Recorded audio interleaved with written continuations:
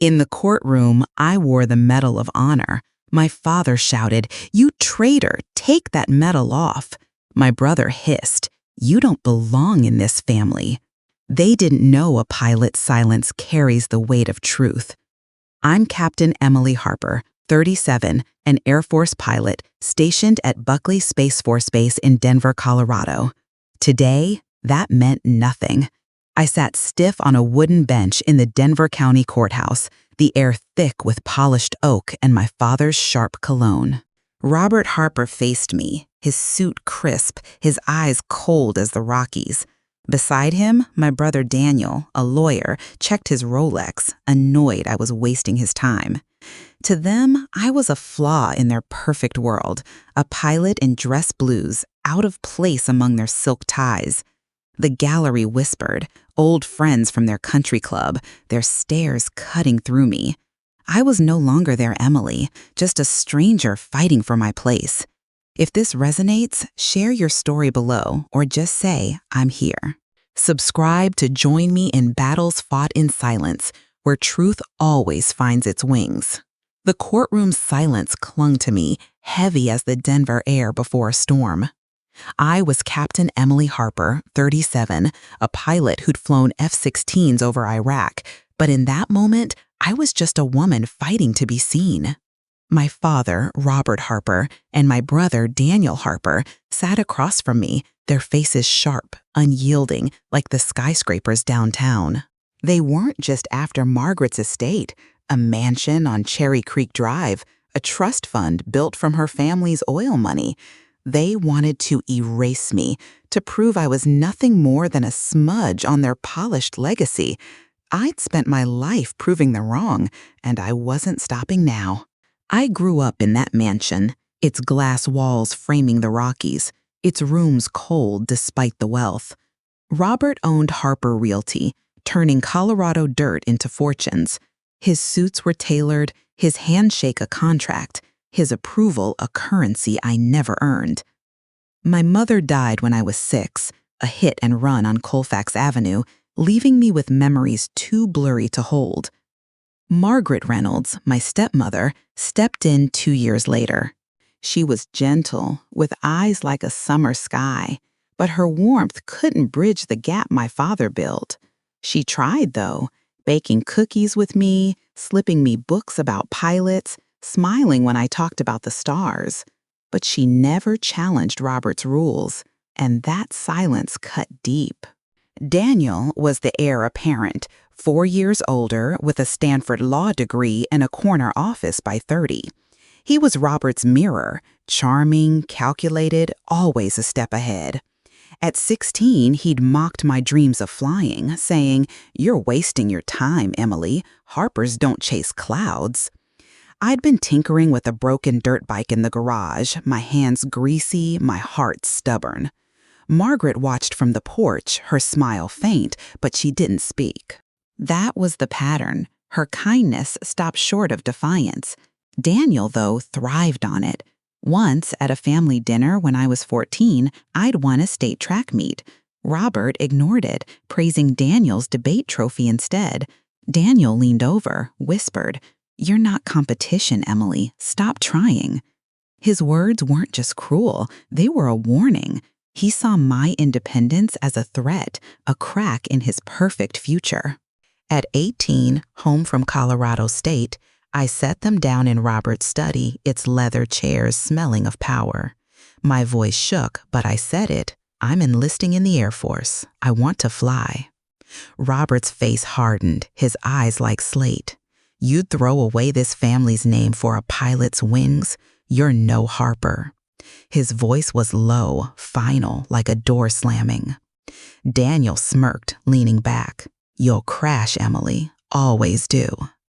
Margaret twisted her scarf, silent again. I wanted her to say something, anything, but she looked away. That night, I packed a bag and left, the Rockies watching me go. Basic training at Lackland was brutal. Drills before dawn, instructors who saw weakness as a sin. I was one of 4 women in a class of 60. The guys didn't say much, but their looks did. Rich girl playing pilot. I didn't argue. I ran harder, studied longer, memorized flight manuals until my eyes burned. Flight school was worse. Simulators that twisted your gut, maneuvers that tested your nerve. I earned my wings, not because of my name, but because I refused to quit.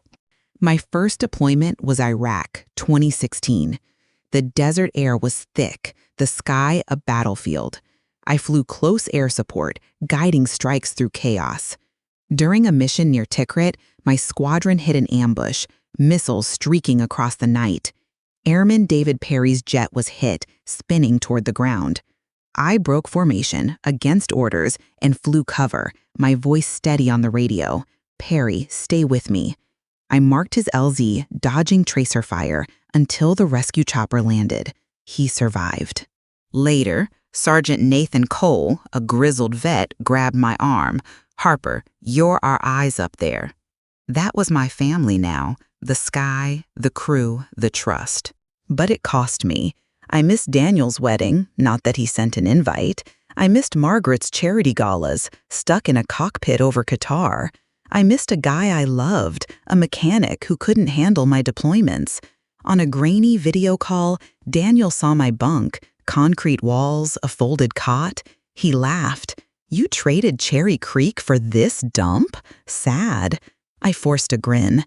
"The sky doesn't lie, Dan." He didn't get it. To him, my scars, earned in dogfights and sleepless nights, were failures, not proof of strength. Years later, the call came at 2:47 a.m. Afghanistan time.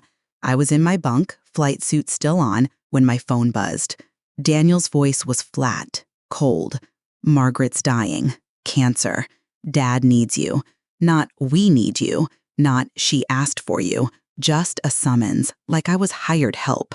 I took emergency leave, flew to Denver, my duffel bag dusted with sand. The mansion hadn't changed. Marble floors, crystal vases, air heavy with wealth. Robert was in his office, on a call about a land deal. He glanced at my uniform, wrinkled from the flight, and said, "Clean up before you see her. You look like a mechanic." No welcome, no questions. Daniel was in Chicago, closing a case, too busy for his stepmother's deathbed. I found Margaret in her bedroom, a room once off limits to me as a kid. Machines hummed, tubes snaked across the bed. She was frail, her hair thin, but her eyes lit up when I took her hand. "Emily," she whispered, "you came." It wasn't a question, it was gratitude. For weeks, I was her only caregiver. I tracked her meds, adjusted her oxygen, read her Little Women when she couldn't sleep. I slept on a chair beside her, the room smelling of antiseptic and fading lavender. One night, she grabbed my wrist, her voice weak. "I should have fought for you, Emily. I'm sorry." I swallowed hard, nodded, kept wiping her brow. Her silence all those years had hurt, but her apology now was real. Robert barely showed up. One afternoon, he walked in, phone to his ear, talking about a merger. He saw me changing Margaret's IV and said, loud enough for me to hear, "She's turning this place into a hospital. Such a shame." He didn't look at me, just walked out. Daniel arrived days later, his suit pristine, his eyes scanning the room like it was a courtroom. He watched me clean Margaret's feeding tube and scoffed. "You're not a nurse, Emily. You're a pilot. This is reckless." He called a private care service, his voice sharp. "I need professionals, not some fly girl playing doctor." His words were a jab, but I stayed silent, my hands steady, Margaret's fingers warm in mine. She died that night. I held her hand, the flat lines beep cutting through the quiet. Her grip tightened, just for a second, then slipped away. I sat there until sunrise, her hand still in mine, the weight of her absence heavier than any mission. The next day, I called Daniel. No answer.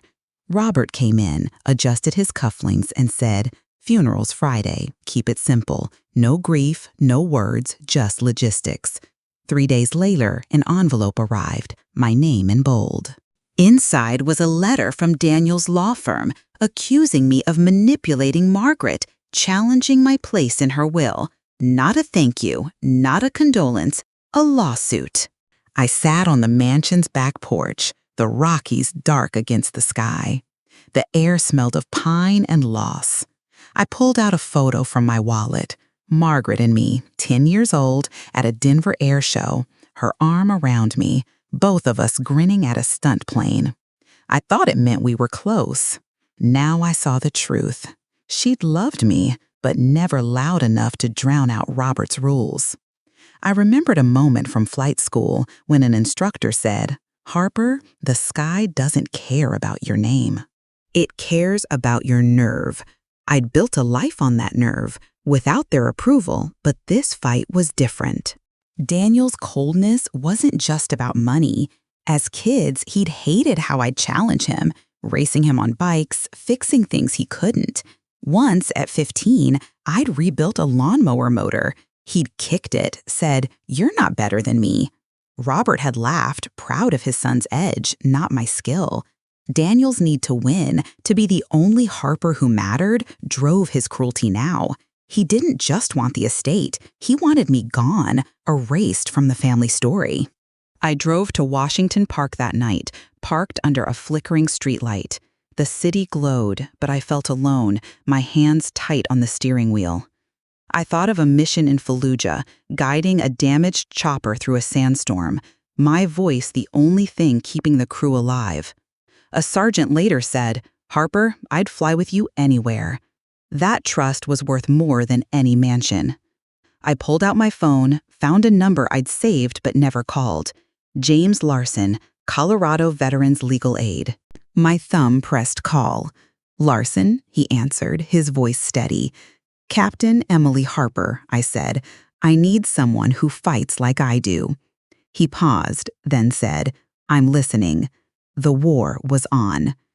The Denver County Courthouse was a pressure chamber, the air tight with tension, like the cockpit before a missile lock.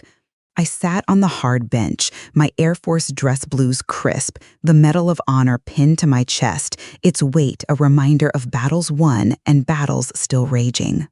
My father, Robert Harper, stared ahead, his tailored suit immaculate, his eyes cold as the Rockies at dawn. My brother, Daniel Harper, tapped his pen, his Rolex glinting, impatient to bury me in their version of the truth. Their lawyer, Thomas Bennett, paced before the judge, his voice smooth, practiced, like he was selling a penthouse. They thought they'd grounded me, a pilot out of her sky, but I'd flown through worse storms than this. Bennett clicked a remote, and a screen lit up with security footage from Margaret's bedroom. It showed me, adjusting her IV, my face taut, voice sharp. "You never cared, Robert. Why now?" The clip stopped short, cutting off Margaret's weak hand reaching for mine. The gallery stirred, whispers like static. Robert pressed a silk handkerchief to his eyes, a calculated tear for the audience. Daniel's lips curled, a smirk he didn't bother hiding. Bennett faced Judge Michael Lawson, his tone slick.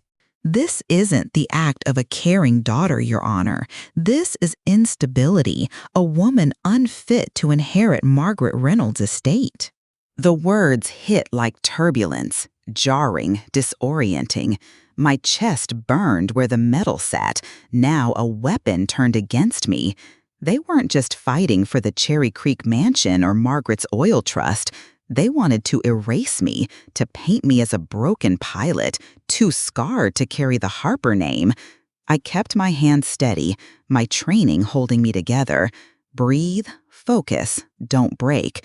But Daniel's smirk, Robert's staged grief, echoed years of slights. "You're no Harper, you'll crash." Those words were old wounds, reopened in this room. Then the courtroom door opened. General William Carter stepped in, his dress blues sharp, his ribbons a map of wars I'd flown in. His stride was steady, like a jet holding course. I'd met him in Iraq, 2016, after a mission went sideways. I'd guided his damaged jet to safety, my voice calm over the radio. "Carter, I've got you." Later, in the hangar, he'd gripped my hand, said, "You're the best damn pilot I know." That moment had stayed with me, a rare nod in a world that rarely saw me. Now, he stood here for me. "Your Honor," he said, his voice low, resonant, "I request to testify."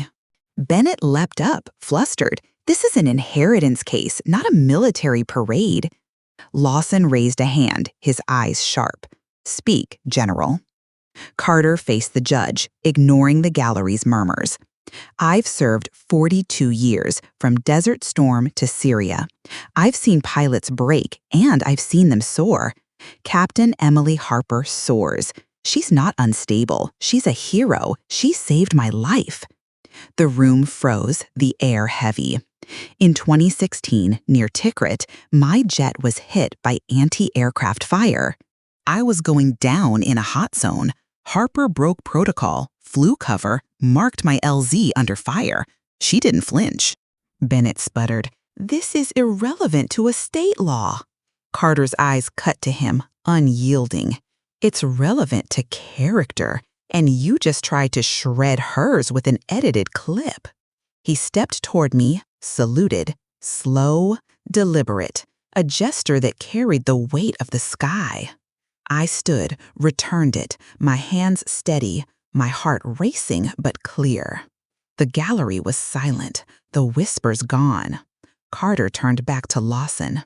"One more thing," he said, pulling a leather folder from his jacket. "This is a Medal of Honor nomination, written by Margaret Reynolds, dated 2017. Gasps broke the silence.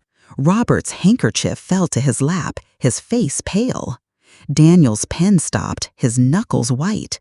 Lawson leaned forward, intrigued. Carter held up a letter, Margaret's handwriting elegant, unmistakable.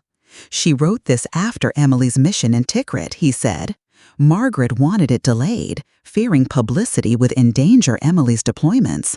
But her words are clear. Emily earned this, not as my stepdaughter, but as the bravest pilot I know."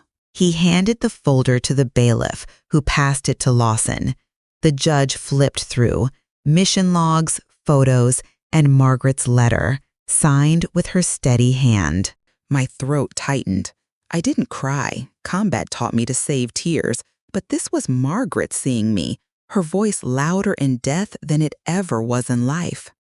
I remembered a night in her room, her hand weak but warm, whispering, "I'm proud of you, Emily." I thought it was delirium. Now I knew better. But the fight wasn't done.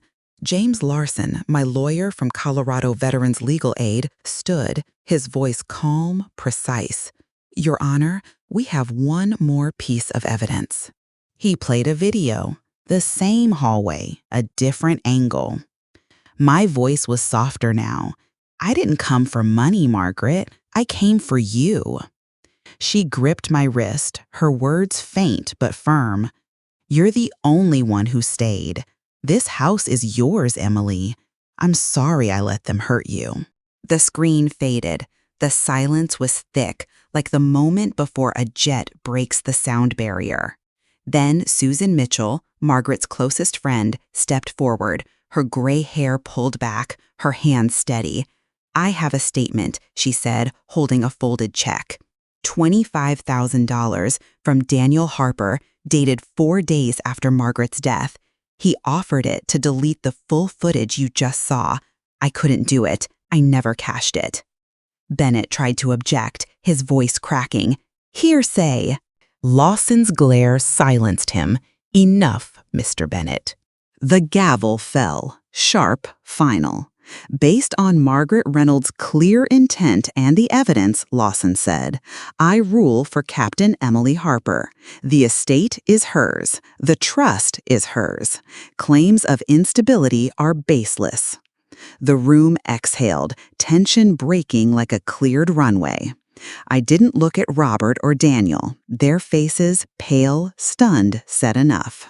I stood, my boots loud on the marble, and walked into the Denver sunlight. The sky was open, cloudless, like a perfect flight path. I let the warmth sink in, burning away the courtroom's chill. Outside, reporters swarmed, cameras flashing.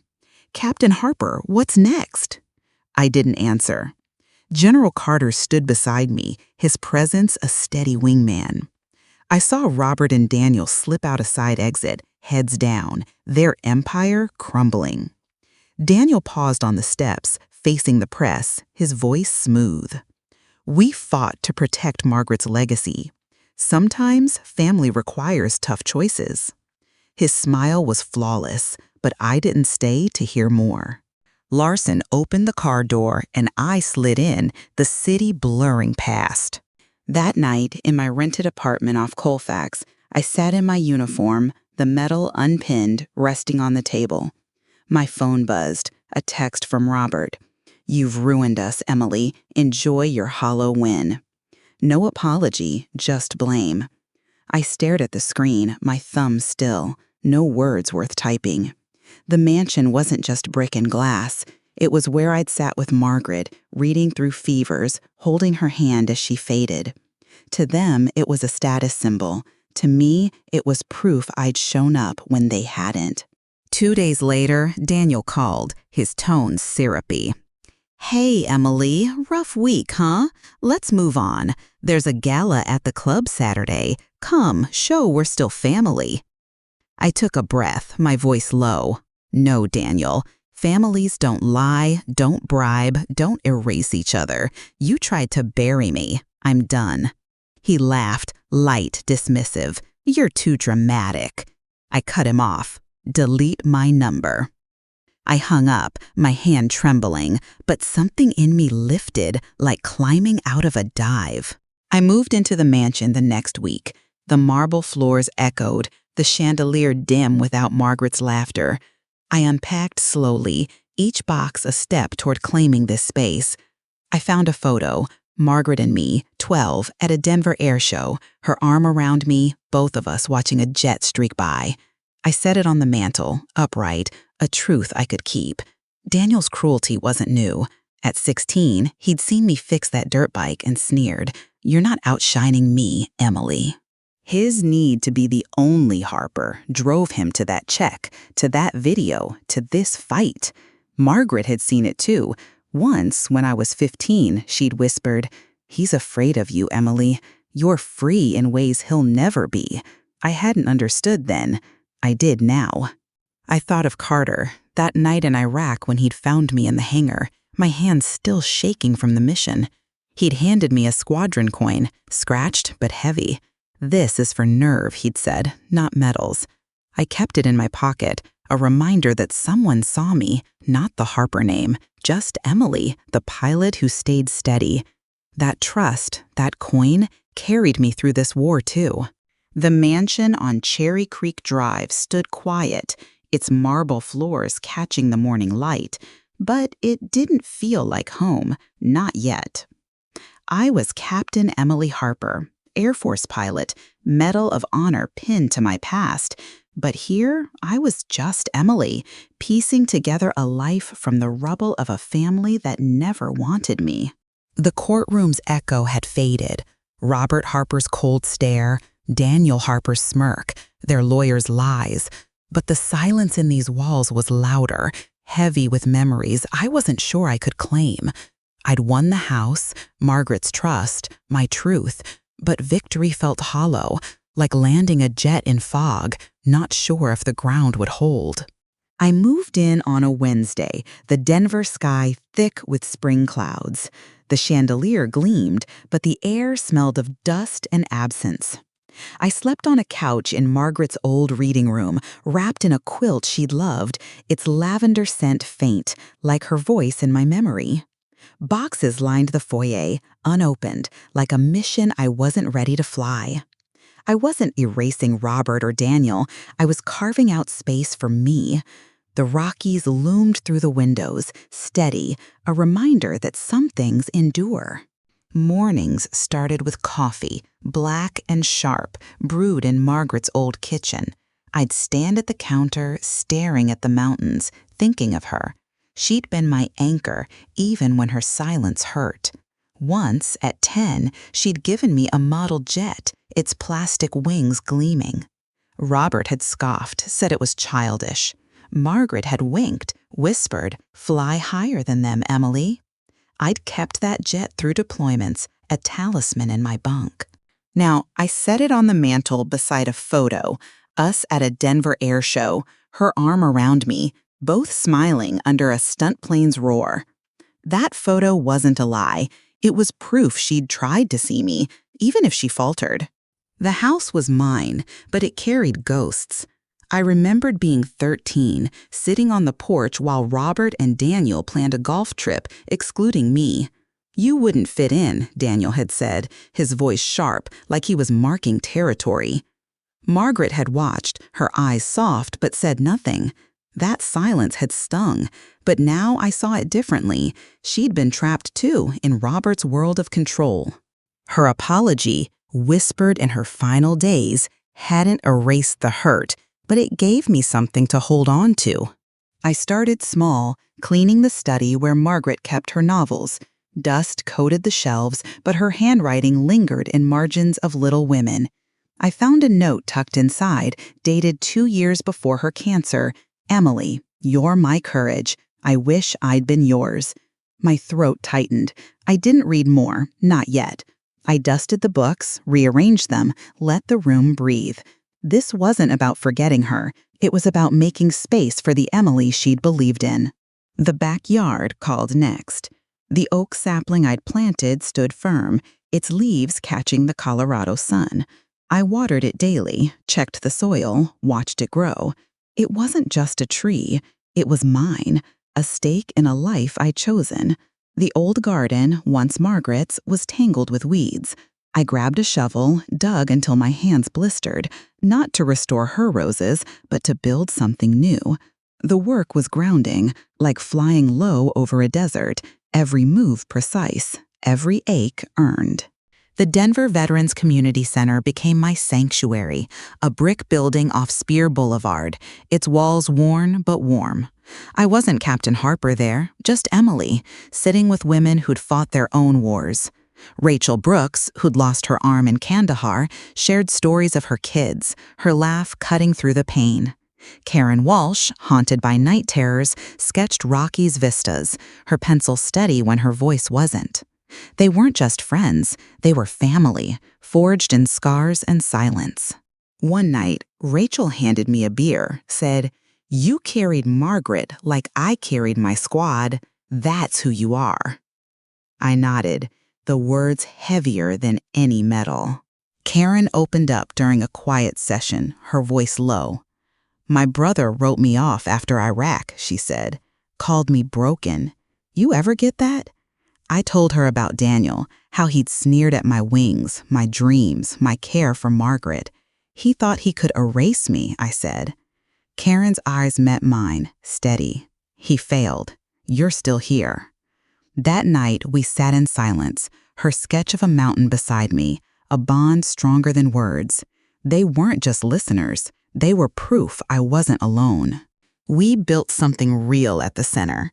Rachel's birthday brought cupcakes and terrible karaoke, her laugh louder than the music.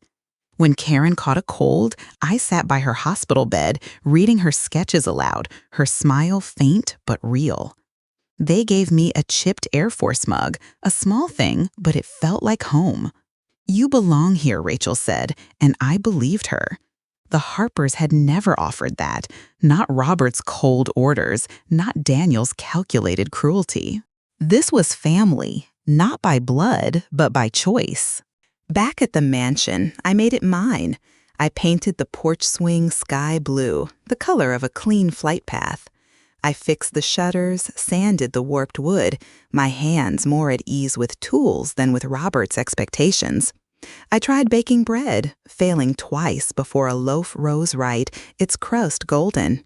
Patricia Evans, a neighbor who'd once passed me without a word, brought over tomatoes from her garden. "Need a hand with the lawn?" she asked. We laughed as I mangled her weed eater, my skills better suited for jets than grass. The house warmed, like it belonged to someone who'd stopped running. One Saturday, I opened Margaret's wardrobe, its cedar scent sharp. My Medal of Honor sat inside, wrapped in her silk scarf. I hadn't touched it since the trial, didn't need its weight to define me. I placed it in a drawer with the airshow photo, Margaret's smile bright beside mine. That drawer wasn't a trophy case.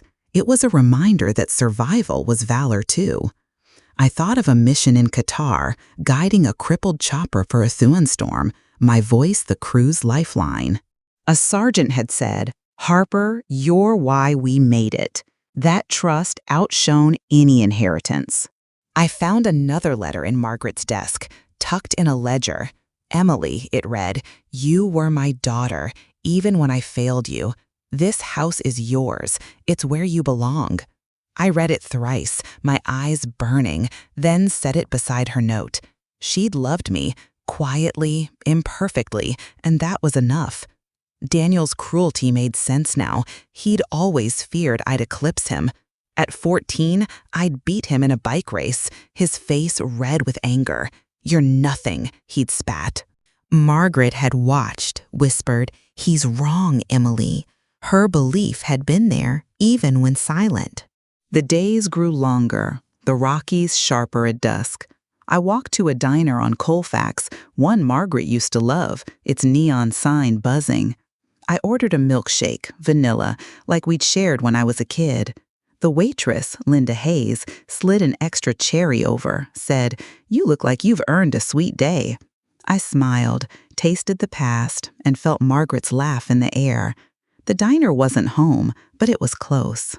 At the Veterans Center, Rachel and Karen became my wings. Rachel taught me to grill, laughing when I charred the burgers. Karen showed me a sketch of a jet, its lines sharp, like my F-16. "This is you," she said, flying free.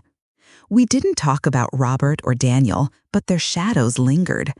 I'd heard Robert moved to a Boulder condo, his company sold.